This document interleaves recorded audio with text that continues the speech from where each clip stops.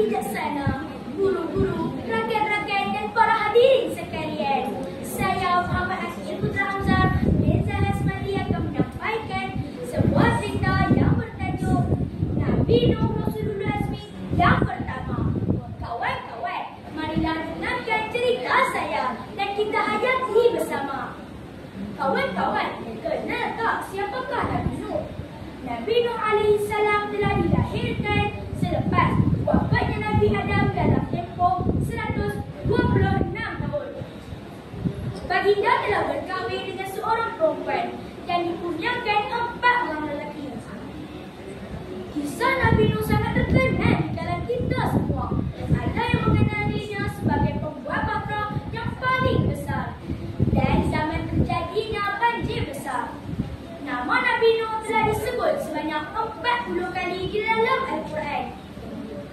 A'udzu billahi minasyaitonir rajim. Innahu min ibadinal mu'minin. Summa aghraqnal akharin. Shadaqallahul azim. Maksudnya, sesungguhnya Nabi Nuh itu dari hamba-hamba kami yang beriman. Kemudian kami tenggelamkan golongan yang lain yang mendustakannya. Surah As-Saffat ayat 81 hingga 82. Kaum Nabi Nuh merupakan kaum pertama yang mensyirikkan Allah. Mereka menyembah patung dan berhala yang telah diciptakan sejak zaman sebelumnya. Nabi Nuh telah diutuskan sebagai Nabi dan Rasul untuk menyampaikan dakwah serta mengembalikan ilmu tauhid yang sebenarnya. Nabi Nuh telah berdakwah selama beratus tahun. Namun hanya sedikit saja umatnya yang beriman. Mereka juga berani mencabar Allah dan Nabi-Nya. Kawan-kawan, Nabi Nuh telah diperintahkan oleh Allah untuk membina sebuah bahtera yang sangat besar. Bahtera itu berukuran 80 hasta panjang, sekitar 40 meter. Bahagian luar dan dalamnya disaluti dengan tar minyak aspal, manakala bahagian bawahnya dibentuk cekung membelah air. Semasa pembinaan bahtera, Nabi Nuh telah diejek dan ditertawakan oleh mereka yang tidak mahu beriman. Nabi Nuh tidak berputus asa dan terus membina bahtera seperti yang diperintahkan oleh Allah SWT. Seperti firman Allah dalam surah ayat 38, maksudnya, dan tiap-tiap kali sebuah dari kaumnya melalui tempat yang membina bahtera, maka mereka mengejek-ngejeknya. Apabila bahtera telah siap sepenuhnya, maka Allah turunkan hujan yang berpanjangan.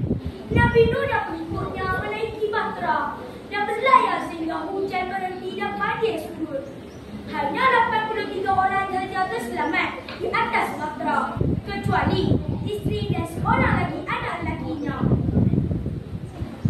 Berat mata memandang, berat lagi bahu yang memikul. Kawan-kawan, peristiwa ini menjelaskan kepada kita bahawa iman tak dapat diwarisi. Iman tak dapat diwarisi dari seorang ayah yang bertakwa. Sesungguhnya hidayah Allah sangat luas. Hanya Allah saja yang maha berkuasa memberikan hidayahnya kepada sesiapa yang Dia kehendaki. Masya Allah. Kawan-kawan, Nabi Nuh mempunyai kepribadian yang sangat mulia sehingga baginda diangkat menjadi Rasulul Azmi yang pertama. Antara kepribadian Nabi Nuh yang boleh kita contohi ialah: pertama, menjadilah hamba yang bersyukur. Orang yang bersyukur tidak akan kufur. Kedua, tidak berputus asa. Hanya Allah saja tempat mengadu. Ketiga, kepatuhan kepada Allah. Nabi Nuh mematuhi perintah Allah dengan sepenuh hati walaupun banyak cabaran. Kesimpulannya, besar ujian yang diterima oleh Nabi Nuh dalam berdakwah. Namun baginda tidak pernah berputus asa. Semoga kita semua tergolong dalam kalangan mereka yang beriman dan sentiasa mendapat petunjuk Allah SWT. Sekian dahulu daripada saya. Wabillahi taufiq wal hidayah.